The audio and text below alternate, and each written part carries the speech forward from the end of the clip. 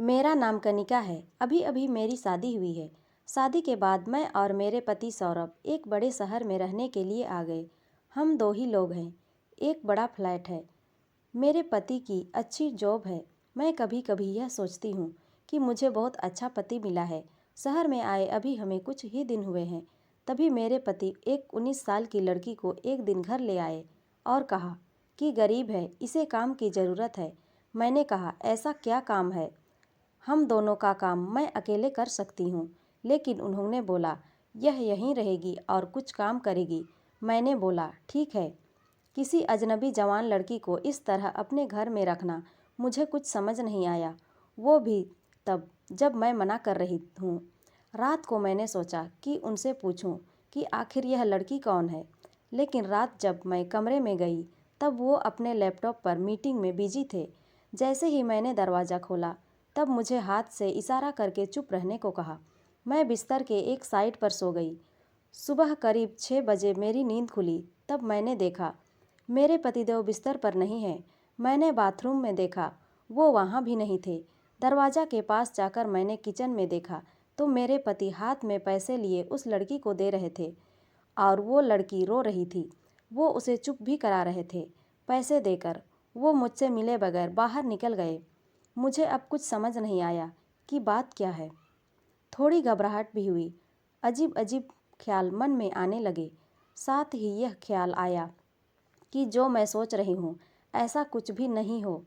मैं बेडरूम से बाहर आई। वो लड़की ने मुझे देखकर अपने आंसू पोंछ लिए। मुझे देखते ही वो बोली, मैडम, साहब बोले कि वो आज शहर के बाहर जा रहे हैं मीटिंग के लिए, कल शाम तक आएंगे। आप सो रही थी इसीलिए आपको उठाया नहीं। मुझे कहा कि आपको बता दे, मुझे उससे बात करने का बिल्कुल भी मन नहीं था, इसीलिए मैंने उसकी तरफ देखा भी नहीं। बस अब मैं अपने बेडरूम में बैठी कुछ सोचने लगी। शादी को अभी 1 महीना ही हुआ है और मैं उनके बारे में ना जाने क्या क्या सोचने लगी। लेकिन उन्होंने मुझे सोचने का कारण भी दिया है। एक तो यह लड़की वो अचानक ले आए, मेरे मना करने के बाद भी। उन्होंने इसे यहाँ काम पर रखा और आज वो उससे रुपये भी दे रहे थे। मैंने सोचा कि एक बार फ़ोन पर उनसे बात करके देखती हूँ। मैंने उन्हें फ़ोन लगाया पर उनका फ़ोन स्विच ऑफ बता रहा था। यह पहली बार था जब ऐसा हुआ कि उनका फ़ोन बंद था। अब मेरा सर भी चकरा गया। इतने में वो लड़की रूम में चाय लेकर आती है। बोली, मैडम चाय। मैंने भी उसको पूछा, तुम्हारा नाम क्या है? बोली, रूही। उसके पास फ़ोन भी था और अब वो वाइब्रेट हो रहा था। फ़ोन को रिसीव करने के लिए वो दौड़कर मेरे बेडरूम से बाहर गई। मुझे दूर से अब यही सुनाई दे रहा था कि उसने कहा कि मैं आती हूँ।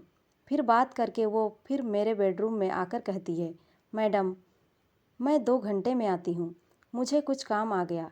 इतना बोलकर वो मेरी हाँ सुने बगैर ही चली गई।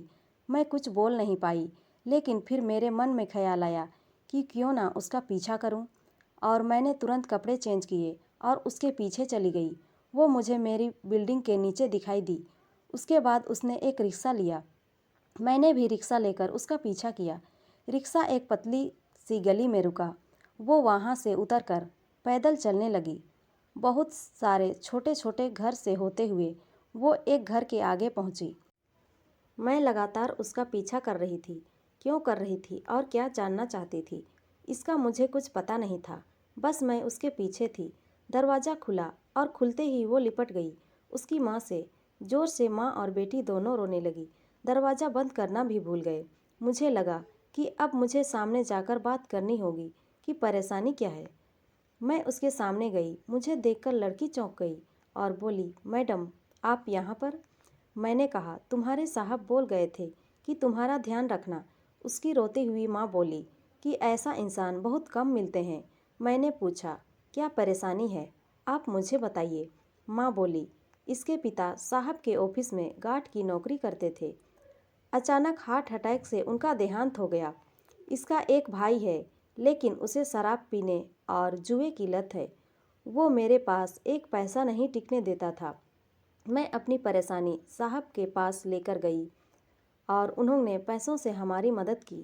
साथ ही उन्हें जब मैंने बताया कि इसका भाई ऐसा है तो उन्होंने कहा कि इसका यहाँ रहना सही नहीं है, इसीलिए वो इसे लेकर अपने घर को ले गए।